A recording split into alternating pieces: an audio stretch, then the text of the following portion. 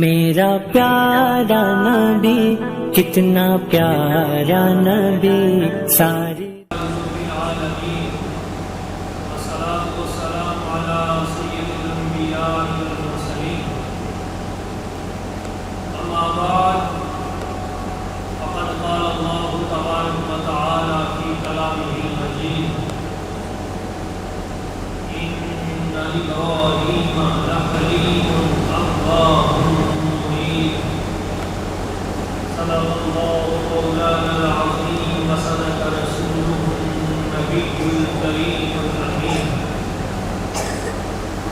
درود پاک آواز بلند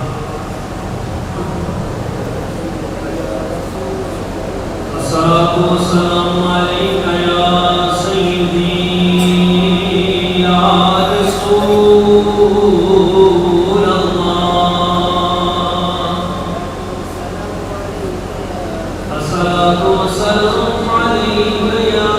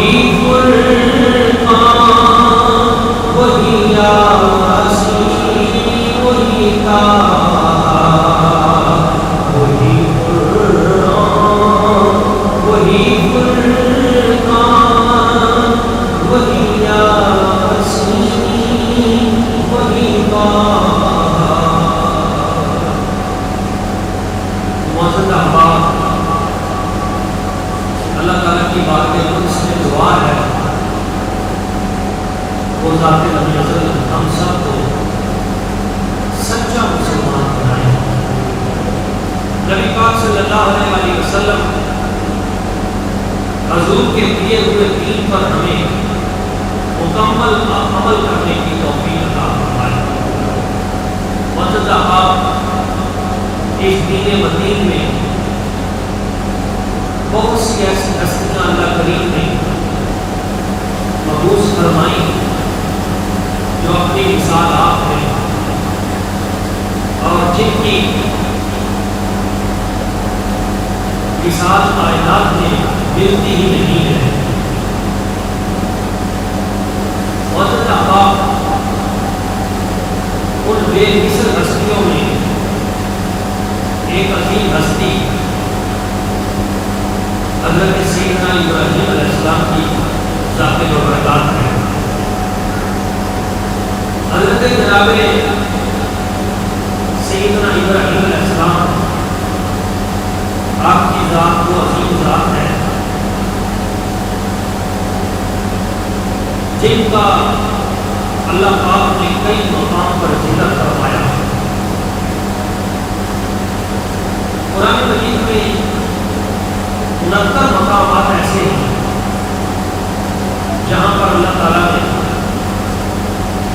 حضرت سیدنا ابراہیم علیہ السلام کا تذکرہ خیر فرمایا ہے۔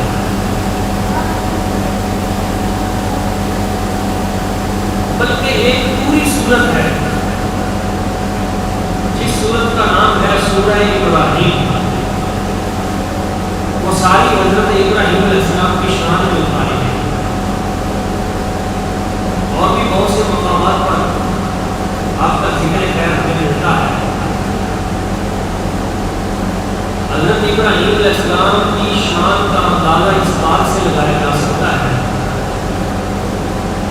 کہ اللہ تعالیٰ نے سارے جہانوں کے لیے جس ہستی کو اسوہ حسنہ کے طور پر پسند فرمایا اور پوری دنیا کے لوگوں کو فرمایا کہ اگر تم نے زندگی گزارنی ہے تو میرے حبیب کی طرف دیکھو، لقد کان لکم فی رسول اللہ اسوۃ حسنہ، میرے نبی کی زندگی جو ہے وہ تمہارے لیے کامل نمونہ ہے۔ اور نبی پاک صلی اللہ علیہ وسلم کو جب کبھی مشکلات آئیں حضور کی ذات پہ، تو حضور کی توجہ اگر کسی طرف کروائی گئی تو اس ہستی کا نام حضرت ابراہیم علیہ السلام۔ لقد کان لکم اسوۃ حسنۃ فی ابراہیم والذین معہ، ابھی تمہارے لیے اگر پیچھے کوئی نمونہ ہے جس طرح تم نے دیکھنا ہے نمونہ عمل، تو وہ حضرت ابراہیم علیہ السلام کی ذات ہے اور آپ کے ساتھ ہے۔ یعنی جب مکہ والوں کی طرف سے تکلیفیں ہوئیں،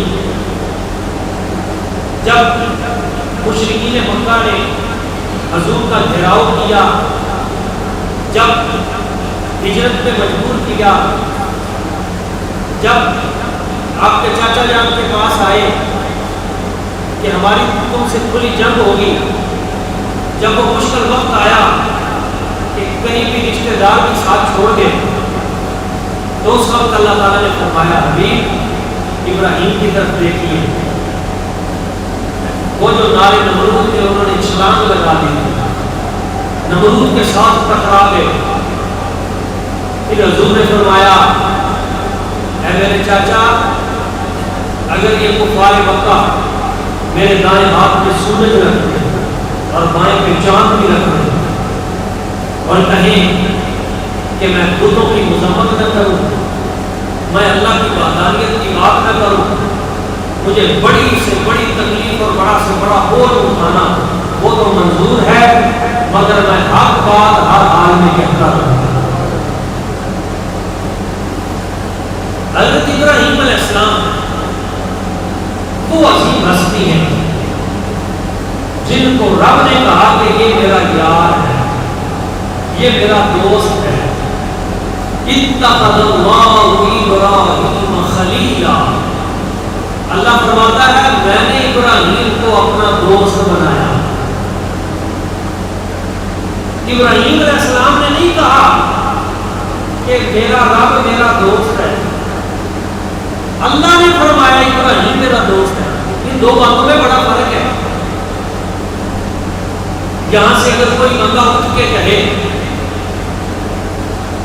کہ ملک کا صدر جو ہے وہ میرا دوست ہے، میں بلا تشریح بات کر رہا ہوں، یہاں سے کوئی بندہ اٹھ کے کہے کہ اس ملک کا صدر میرا دوست ہے، تو اتنی حیرانی والی بات نہیں ہے۔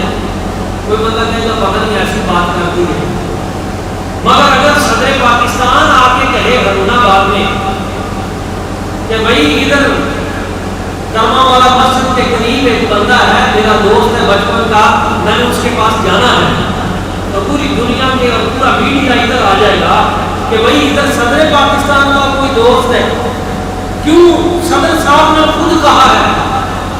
بندے کی بات تو کوئی نہیں سنے گا، مگر جب کوئی عہدے والا بندہ کہے گا تو اس کی بات سارے سنیں گے، بھائی کوئی ہے ادھر۔ حضرت ابراہیم علیہ السلام نے نہیں کہا کہ رب میرا دوست ہے، رب نے کہا اے کائنات والو ابراہیم میرا دوست ہے، میں نے ابراہیم کو اپنا دوست بنایا۔ تو رب نے جب کہا ہوگا، پھر رب جب کسی کو دوست بنا لیتا ہے پھر پوری کائنات میں اس کی مخالف ہو جائے گی، پھر کوئی پرواہ نہیں. کیوں؟ جب رب نے اسے اپنا دوست بنا لیا پھر اسے پرواہ کرنے کی ضرورت کیا ہے؟ جب کہتا ہے نا رب الا ان اولیاء اللہ لا خوف علیہم ولا هم یحزنون، قرآن مجید کی یہ آیت ہے. خبردار جو اولیاء اللہ، جو میرے ولی ہیں، میرے دوست ہیں، لا خوف علیہم، کوئی خوف نہیں انہیں، ولا هم یحزنون، نہ وہ غمگین ہوں گے. کیوں؟ انہیں خوف کیا ہو، کس سے ہو، انہیں غم کیوں ہو؟ اس لیے کہ جب ان کی یاری رب کے ساتھ ہے تو سب کچھ تو رب کا ہے، تو ان کی یاری رب کے ساتھ ہے تو رب کا سب کچھ ہے، پھر انہیں گھبرانے کی اور پریشان ہونے کی ضرورت نہیں ہے. حضرت ابراہیم علیہ السلام اللہ کے وہ عظیم نبی ہیں جن پہ رب ناز کرتا ہے. آپ کی ولادت باسعادت دمشق کا ایک قصبہ ہے، وہاں ایک پہاڑ ہے قاسمون، وہاں پہ ہوئی. اور جب آپ کی ولادت باسعادت کا وقت آیا تو وقت کا ظالم بادشاہ نمرود، اس دور کا ظالم بادشاہ تھا نمرود،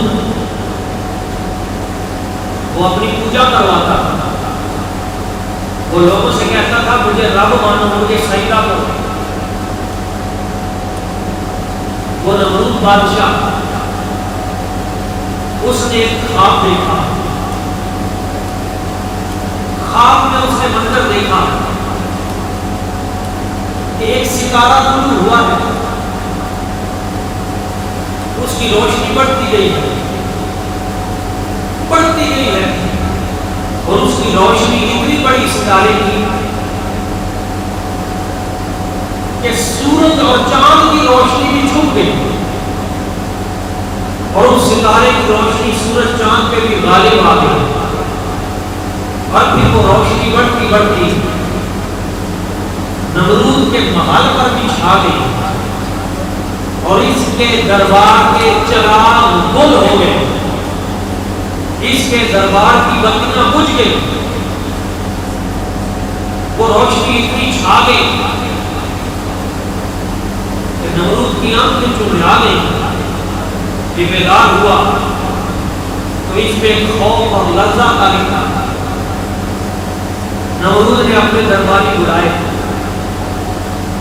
اپنے ساتھی بلائے، نجومی بلائے، معبرین بلائے، خوابوں کی تعبیر بتانے والے آئے. پوچھا میں نے خواب یہ دیکھا ہے، اور خواب میں نے دیکھا ہے ایسی روشنی ہوئی ہے جس نے پورے ملک کو ڈھانپ لیا ہے. سورج چاند بھی اس کے سامنے جواب دے گئے ہیں. وہ ستارہ کیا ہے؟ تو درباریوں نے اور جو خوابوں کی تعبیر بتانے والے تھے انہوں نے کہا فرعون، نمرود، تیری بادشاہت ختم کرنے والا کوئی آ گیا. کیسے نہیں؟ کہا کوئی پیدا ہونے والا ہے، ایک ستارہ طلوع ہونے والا ہے، یعنی ایک نبی آنے والا ہے. تو یہ تو اپنی بادشاہ کو خدائی کا دعویٰ کرتا ہے کہ میں خدا ہوں، میری پوجا کرو. ایک نبی آنے والا ہے، میری یہ پوجا پاٹ بات کروا دے گا، سچے رب کی طرف لوگوں کو لے کے آئے گا، اللہ کی وحدانیت کا درس دے گا، رب کا سچا بندہ ہوگا، آنے والا ہے. جب نمرود کو پتا چلا کہ کوئی آنے والا ہے، اس نے کہا یہ بتاؤ وہ روح باپ سے ماں کے شکم میں آ گئی ہے یا نہیں؟ انہوں نے کہا نہیں، ابھی تو نہیں، مگر آنے والی ہے. نمرود نے پابندی کروا دی، اس نے آرڈر جاری کر دیا. یہ جو وقت کے بادشاہ ہوتے ہیں ظالم، ان کو صرف اپنی حکومتیں عزیز ہوتی ہیں. ہماری حکومت نہ ہلے، پورے ملک کا بیڑا غرق ہوتا ہے ہو جائے، ہمیں کچھ نہ ہو، کوئی مرد اپنے گھر نہیں جائے گا، کوئی عورت اپنے میاں کو نہیں ملے گی، شہر سے باہر جنگل میں خیمے لگا دیے، سارے مرد شہر چھوڑ کر جنگل میں چلے جائیں گے، کوئی مرد اپنے گھر نہیں جائے گا تاکہ وہ ستارہ گم نہ ہو، پابندی لگا دی۔ معبرین جو تھے، خوابوں کی تعبیر بتانے والے، ستاروں کا ذائچہ دیکھنے والے، علم نجوم کے ماہر، انہوں نے کہا نمرود تو وقت کا بادشاہ ہے اور اپنے آپ کو خدائی کا ٹھیکیدار کی سمجھتا ہے، آج رات وہ ہے جس رات اللہ تعالیٰ وہ نور باپ کی پشت سے ماں کی رحم میں منتقل کر دے گا۔ اس نے اپنے فوجی اور سپاہی ہر شہر کے ہر گھر میں بھیج دیے، کوئی مرد شہر میں نہ رہے، نکل جائے۔ مگر اگلے دن انہوں نے کہا کہ رب تو نہیں ہے، کوئی اور ہے، اور جو ہے تیری پابندیوں کے باوجود وہ نور اصلی اللہ کریم کی ذات و برکات نے اس کی خیر باپ کی پشت سے ماں کے شکم میں منتقل کر دی ہے۔ اب وہ بچہ پیدا ہوگا۔ اب نمرود نے کہا کہ جو بھی بچہ پیدا ہو اسے قتل کر دیا جائے، تاکہ پیدا ہوتے ہی قتل کر دیا جائے، ختم۔ اس نے سیکورٹی بڑی زبردست کر دی، انٹیلیجنس بڑی تیز کر دی، ملک کی ہر شہر اور ہر گلی میں اپنے بندے کھڑے کر دیے، عورتوں کی ڈیوٹی لگا دی، ہر گھر میں جاؤ جہاں تمہیں شک پڑے یہاں بچہ ہونے والا ہے، فوری طور پہ وہاں کنٹرول کرو، اور جو بچے کی ولادت ہو اسے فوراً قتل کر دیا جائے۔ 90,000 بچے قتل کر دیے گئے، ڈر کی وجہ سے کہ کہیں وہ نور ابراہیم جلوہ گر نہ ہو جائے۔ 90,000 بچے قتل کر دیے گئے۔ یہ شروع سے آج تک کفر کی یہ کوششیں رہی ہیں کہ حق بات اور حقانیت کی آمد سے پہلے قتل و غارت جاری کی جائے، گولیاں ماری جائیں، ظلم و ستم کے بازار گرم کیے جائیں، تاکہ حق ظاہر نہ ہو۔ مگر میرا رب فرماتا ہے وَالَّذِي أَرْسَلَ رَسُولَهُ بِالْهُدَىٰ وَدِينِ الْحَقِّ لِيُظْهِرَهُ عَلَى الدِّينِ كُلِّهِ، اور دوسرے مقام پہ فرمایا يُرِيدُونَ لِيُطْفِئُوا نُورَ اللَّهِ بِأَفْوَاهِهِمْ وَاللَّهُ مُتِمُّ نُورِهِ وَلَوْ كَرِهَ الْكَافِرُونَ۔ کافروں کی کوشش ہر دور میں یہ رہی ہے کہ اللہ کے نور کو بجھا دیں، اللہ کے دین کو پست کر دیں، اللہ کے دین کو ختم کر دیں۔ وَاللَّهُ مُتِمُّ نُورِهِ وَلَوْ كَرِهَ الْكَافِرُونَ، لیکن ہر دور میں اللہ اپنے نور کو ظاہر کر کے دکھائے گا اور کفر کو ظلم و ستم، کفر کے ظلم و ستم کو ختم کر کے دکھائے گا۔ فرعونی اور نمرودی طاقتیں ہر دور میں اسلام کو دبانے کے لیے کوشش کرتی ہیں، مگر آخر کار ذلیل ہوئی۔ فرعون نے پابندی لگا دی جہاں بچہ پیدا ہو قتل۔ حضرت ابراہیم علیہ السلام کی والدہ محترمہ، ان کو بھی پتہ چل گیا۔ صورتحال یہ ہے، آپ کی والدہ محترمہ کو جب پتہ چلا کہ یہاں تو جو بھی بچہ اس کا تھوڑا سا ضرور ہوتا ہے پتہ چلتا ہے قتل کر دیا جاتا ہے، آپ کو جس وقت پتہ چل گیا کہ بچہ تو ہے، ہونے والا ہے، آپ نے اپنے شوہر پر بھی اس کا اظہار نہیں ہونے دیا۔ حضرت طارق، حضرت ابراہیم علیہ السلام کے والد کا نام ہے حضرت طارق، ان کو بھی نہیں ظاہر ہونے دیا۔ آخر آپ کے چاچا کا نام ہے، حضرت ابراہیم علیہ السلام کے والد کا نام ہے طارق۔ وہ قرآن میں اس کا ذکر ہے نا کہ آپ نے اپنے باپ کو، کیونکہ عربی میں اب کا لفظ چاچا کے لیے بھی آتا ہے اور باپ کے لیے بھی آتا ہے، یہ جو ہم نماز میں دعا پڑھتے ہیں ربی جعلنی مقیم الصلاۃ ومن ذریتی ربنا وتقبل دعا ربنا اغفر لی ولوالدی، یا اللہ مجھے بھی معاف کر، میرے والدین کو بھی معاف کر، یہ دعا کس کی ہے؟ یہ ابراہیم علیہ السلام کی دعا ہے۔ یہ کس کی دعا ہے؟ یہ حضرت ابراہیم علیہ السلام کی دعا ہے جو ہم ہر نماز میں پڑھتے ہیں، یا اللہ مجھے بھی معاف فرما، میرے والدین کو بھی معاف فرما۔ تو والد کا لفظ ہے ربنا اغفر لی ولوالدی، یا اللہ میرے والدین کی بھی بخشش فرما، میری بھی۔ تو والد کا لفظ جہاں آئے گا وہاں ابا مراد ہوگا، حقیقی باپ، حقیقی باپ۔ جہاں اب کا لفظ آئے گا وہاں باپ بھی مراد ہو سکتا ہے، چاچا بھی مراد ہو سکتا ہے۔ تو وہ جو آزر تھا وہ چاچا تھا، جو والد تھا وہ حضرت تعارف تھے، اس لیے والد کے بارے میں آپ دعا کرتے ہیں یا اللہ میرے والدین کی بخشش فرما۔ ورنہ جو کافر ہوتا ہے کافر کے لیے دعائیں مغفرت نہیں ہوتی، یہ عقیدے کا مسئلہ ہے۔ اگر کسی کا باپ کافر ہو تو کافر کے لیے دعائیں مغفرت نہیں ہے، ایمان والے کے لیے۔ تو ابراہیم جو دعا کر رہے ہیں کہ یا اللہ میرے والدین کی بخشش و مغفرت فرما، اس کا مطلب ہے آپ کا والد اور ہے اور وہ طارق ہے اور وہ مسلمان ہے، اور حضور کی وہ حدیث بھی ہے کہ میرا روح رب نے میرا وجود جتنا شروع سے آدم علیہ السلام سے لے کے حضرت عبداللہ تک رکھا، میرے سارے کے سارے باپ بھی پاک ہیں، میری ساری کی ساری مائیں بھی پاک ہیں۔ اور یہ قرآن کی آیت ہے وَتَقَلُّبَكَ فِي السَّاجِدِينَ، اللہ تعالیٰ فرماتا ہے اے میرے حبیب ہم آپ کو سجدہ کرنے والوں میں منتقل کرتے رہے، یعنی آپ کا کوئی بھی باپ اور کوئی بھی ماں وہ مشرک نہیں تھی، اس لیے کہ جب ہم دودھ رکھتے ہیں برتن میں تو ہم پہلے برتن کو دیکھتے ہیں کہ برتن گندا نہ ہو، برتن خراب نہ ہو، ورنہ دودھ خراب ہو جائے گا۔ تو رب نے اپنا نور مصطفیٰ جن برتنوں میں یعنی جن ماں باپ میں رکھا ہوگا، یہ کیسے ہو سکتا ہے کہ وہ ناپاک ہوں؟ سب سے بڑی ناپاکی تو شرک ہے۔ تو اللہ تعالیٰ نے حضور کی ہر ماں کو بھی پاک رکھا، حضور کے ہر باپ کو بھی پاک رکھا۔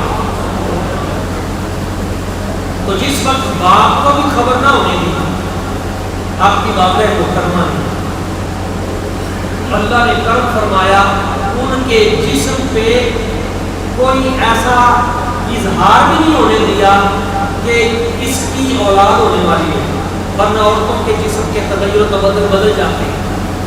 جب وہ وقت مقررہ آیا تو حضرت سیدنا ابراہیم علیہ السلام کی والدہ محترمہ آپ شہر سے باہر ایک پہاڑ میں چلی گئی اکیلی، اور جب اس پہاڑ کے قریب گئی تو وہاں پتھر تھا، وہ سائڈ پہ ہو گیا اور آپ اس غار میں تشریف لے، وہاں حضرت ابراہیم علیہ السلام کی ولادت ہوئی، وہاں ولادت باسعادت ہوئی۔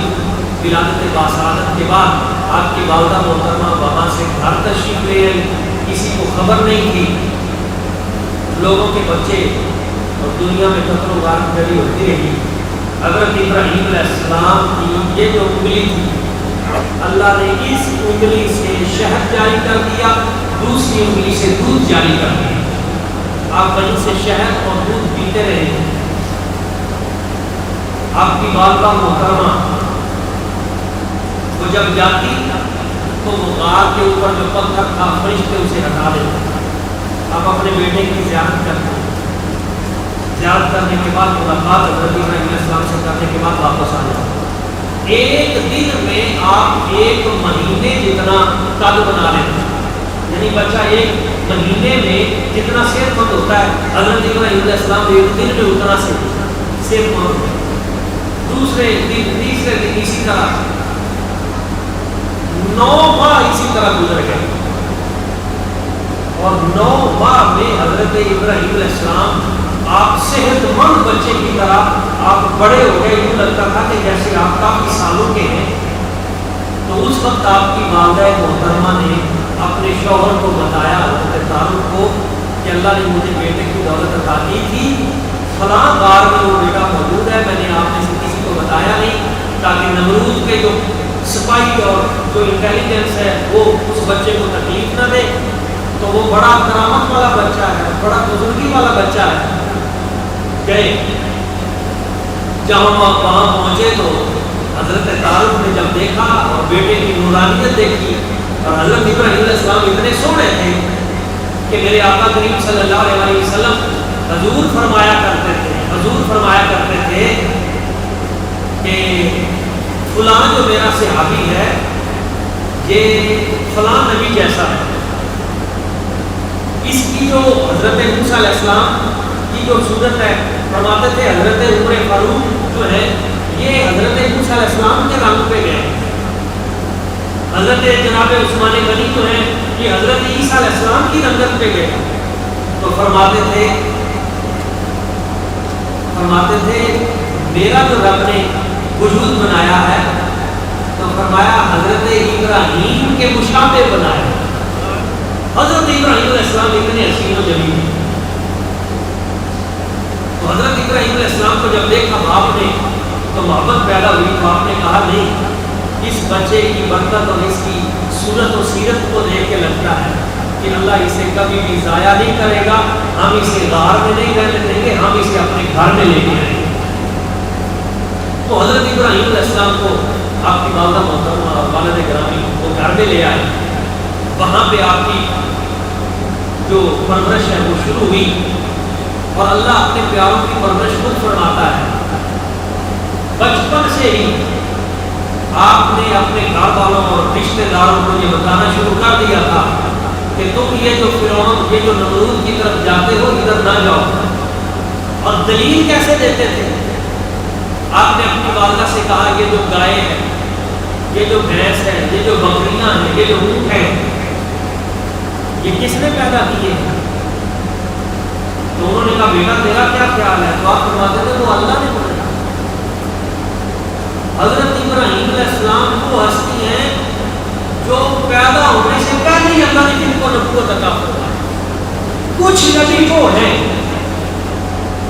نبوت کو اللہ تعالیٰ ازل میں دے دیتا ہے مگر اظہار نبوت 40 سال میں کرتے ہیں نبی.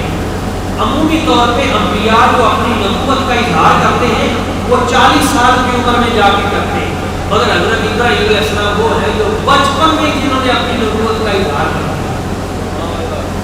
اور جیسے جیسے پھر آپ کی عمر بڑھتی گئی پھر آپ دین مدین کی حکومت کا کام کرتے رہے اور پوری آبادی میں ایک تنہا حضرت ابراہیم علیہ السلام اکیلے. جب آپ نے دیکھا کہ لوگ بتوں کی پوجا کر رہے ہیں تو میں اپنی گفتگو سمیٹتے ہوئے یہ پیغام دینا چاہوں گا. اس وقت آپ اکیلے تھے, اکیلے. پوری برادری اور بستی اور لوگ وہ ایک طرف تھے اور وہ بتوں کی پوجا کرتے ہیں. آپ ان کو روکتے ہیں, وہ رکتے نہیں. جب وہ بستی والے ایک میلے میں جاتے ہیں تو آپ بستی والوں کا جو بت کلا تھا وہاں داخل ہو جاتے ہیں. ایک ایک بت کو توڑتے ہیں, ایک ایک بت کو توڑ کر وہ جو کلہاڑا تھا وہ بڑے بت کے کندھے پہ رکھ دیا. جب بستی کے لوگ آئے اور انہوں نے کہا ہمارے بتوں کو کس نے توڑا ہے تو لوگوں نے کہا ایک نوجوان ہے جو ایسی باتیں کرتا ہے, ابراہیم اس کا نام ہے, یہ اسی کا کام ہوگا. آپ کو بلا لیا, یہ تم نے توڑا ہے؟ آپ نے فرمایا میں نے توڑا ہے. ان سے پوچھو ان کو کس نے توڑا ہے. انہوں نے کہا ان سے کیسے پوچھیں؟ کہا بھائی اس کی ٹانگ ٹوٹی ہے, اس کی گردن ٹوٹی ہے, یہ ٹوٹے پڑے ہیں. یہ جو بڑا ہے یہ جس کی گردن پہ کلاڑا رکھا ہوا ہے اسی نے توڑا ہوگا. اسے پوچھو نا کہ کس نے توڑا ہے ان کو. انہوں نے کہا ابراہیم کیسی باتیں کرتا ہے, وہ بھلا یہ بھی بولتا ہے. بھائی یہ کوئی بولتا ہے, یہ کوئی توڑ سکتا ہے؟ تو فرمایا اپنی حکمت سے فرمایا جب یہ بول نہیں سکتا, جب یہ توڑ نہیں سکتا, جب یہ جو کلاڑا اس کے کندھے پہ رکھا ہے اسے اٹھا نہیں سکتا تو اللہ کے بندو تم اس کی پوجا کیوں کرتے ہو؟ وہ اس کی پوجا کرو جو بناتا ہے, کرتا ہے, جو زندہ کرتا ہے, جو مارتا ہے. تو انہوں نے کہا تم اس طرح کی باتیں پھر کر. وہ غصے میں بادشاہ وقت کے پاس چلے گئے, نمرود کے پاس. نمرود نے جب بلایا ادھر آؤ, اب یہ ہے نبوت اور یہ ہے مقام کہ وقت کا ظالم بادشاہ سامنے ہے, نمرود پوری دنیا کا بادشاہ. تو اس نے کہا کہ تم کیوں ان بتوں کو توڑتے ہو؟ تو آپ نے فرمایا میں اس لیے توڑتا ہوں کہ یہ خدا نہیں ہے, خدا کوئی اور ہے. اس نے کہا تم میرے علاوہ کسی کو خدا مانتے ہو؟ کون ہے میرے علاوہ خدا؟ تو آپ نے فرمایا اس قال ابراہیم ربی الذی یحیی و یمیت, فرمایا میرا رب وہ ہے جو زندہ بھی کرتا ہے, جو مارتا بھی ہے, جو زندگی بھی دیتا ہے, جو موت بھی دیتا ہے. اب وہ نمرود تھا, اس نے کہا یہ تو کام میں بھی کر لیتا ہوں, میں زندہ بھی کرتا ہوں, میں مارتا بھی ہوں. آپ نے فرمایا وہ کیسے؟ اس نے جیل خانے سے 2 بندے بلوائے, ایک بندے پہ FIR تھی, اس نے کہا اس پہ کیا سزا ہے؟ کہا جی یہ پھانسی کی سزا, اس کو مار دینا ہے, اس کی سزا ہو چکی ہے, سزائے موت ہے. دوسرا بھائی یہ جو ہے اس کی معافی ہے, آج کے دن اس کو چھوڑ دیا جائے گا. نمرود نے کہا جس کو چھوڑ دیا جائے گا اس کی گردن اڑا دی جائے, اور یہ جس کو سزائے موت ہے اس کو چھوڑ دیا جائے. اس نے کہا یہ دیکھو ابراہیم, یہ جس کو چھوڑ دینا تھا میں نے اس کو سزائے موت دے دی, اور جس کو سزائے موت دینی تھی میں نے اس کو چھوڑ دیا. میں زندگی دیتا ہوں, میں موت دیتا ہوں. حضرت ابراہیم علیہ السلام سمجھ گئے یہ عقل کا اندھا ہے, یہ بے وقوف ہے, اس نے میری مراد سمجھی نہیں. آپ نے فرمایا اچھا, پھر آپ نے رگڑا لگایا. پتا چلا نبی مناظر بھی ہوتا ہے, نبی ایسی دلیل دیتا ہے کفر کو لاجواب کر دیتا ہے. آپ نے یہ نہیں کہا کہ تیری یہ دلیل صحیح نہیں, آپ چاہتے تو اس پہ دلیل دے سکتے تھے کہ زندہ اس کو کس نے کیا تھا, دنیا میں اس کو کس نے بھیجا تھا. نہیں, آپ نے کہا نہیں میں تیرا علاج کرتا ہوں. آپ نے علاج کیا, فرمایا نمرود فَإِنَّ اللَّهَ يَأْتِي بِالشَّمْسِ مِنَ الْمَشْرِقِ فَأْتِ بِهَا مِنَ الْمَغْرِبِ. میرا رب وہ ہے جو سورج کو مشرق سے طلوع کرتا ہے, مغرب میں غروب کرتا ہے. اگر تو رب ہے تو سورج کو مغرب سے طلوع کر, مشرق میں غروب کر. اگر تو ہے تو کر کے دکھا. فَبُهِتَ الَّذِي كَفَرَ, وہاں پہ جا کے نمرود لاجواب ہوتے. نبی وہ ہوتا ہے جو دلیل کو بندے کے دل تک پہنچا دیا, مگر وہ بدبخت اس کی قسمت میں ایمان نہیں تھا جب اسے لاجواب کر دیا گیا. اور یہی ہوتا ہے جو وقت کے ظالم بادشاہ ہوتے ہیں, جب انہیں آپ دلیلیں دیں گے اور ان کے ماننے والوں کو بھی جب آپ دلیل کی روشنی دیں گے کہ تم ظلم کر رہے ہو, تم زیادتی کر رہے ہو, تم غلط کر رہے ہو, تم گمراہ کر رہے ہو, تم جھوٹ بول رہے ہو, قوم کے ساتھ مذاق کر رہے ہو, تو ان کے پاس آخری حل کیا ہوتا ہے؟ آخری حل یہ ہوتا ہے کہ اس کی زبان بند کر دی جائے. آخری حل یہ ہوتا ہے کہ اس کو گولی مار دی جائے. آخری حل یہ ہوتا ہے کہ اس کی فیس بک بند کر دی جائے. آخری حل آج بھی یہ ہوتا ہے کہ اس کو صفحہ ہستی سے مٹا دیا جائے, جلا دیا جائے, یا اس پہ پرچے کاٹ کے اس کو جیل میں ڈال دیا جائے, تاکہ حق بات وہ لوگوں تک پہنچ نہ سکے. مگر میرا رب کہتا ہے واللہ متم نورہ ولو کره الکافرون, تم حق کو جتنا دبانے کی کوشش کرتے جاؤ گے تمہارا رب حق کو اتنا زیادہ ظاہر کرتا ہے. آگ جلا کے حضرت ابراہیم علیہ السلام کو اس نے اتار دیا گیا, مگر اللہ نے اس آگ کو حضرت ابراہیم پہ گلزار کر دیا, ٹھنڈا کر دیا. اس کی تفصیل میں اگلے جمعہ مبارک میں بیان کروں گا کہ جب کوئی اللہ کی ذات کے لیے اپنے آپ کو وقف کر دیتا ہے تو پھر میرا رب ساری کائنات اس کے لیے وقف کر دیتا ہے. امتحان ہوتے ہیں, مگر امتحانات کے آخر میں پھر اللہ تعالیٰ نتیجہ آج حق کو ہی عطا کرتا ہے. اللہ کریم کی بارگاہ قدس سے دعا ہے کہ وہ ہمیں سچی توحید کا دامن پکڑنے کی توفیق عطا فرمائے, ہمیں اپنا اللہ تعالیٰ سچا غلام بنائے اور اپنی بارگاہ میں قبول کر لے. آمین.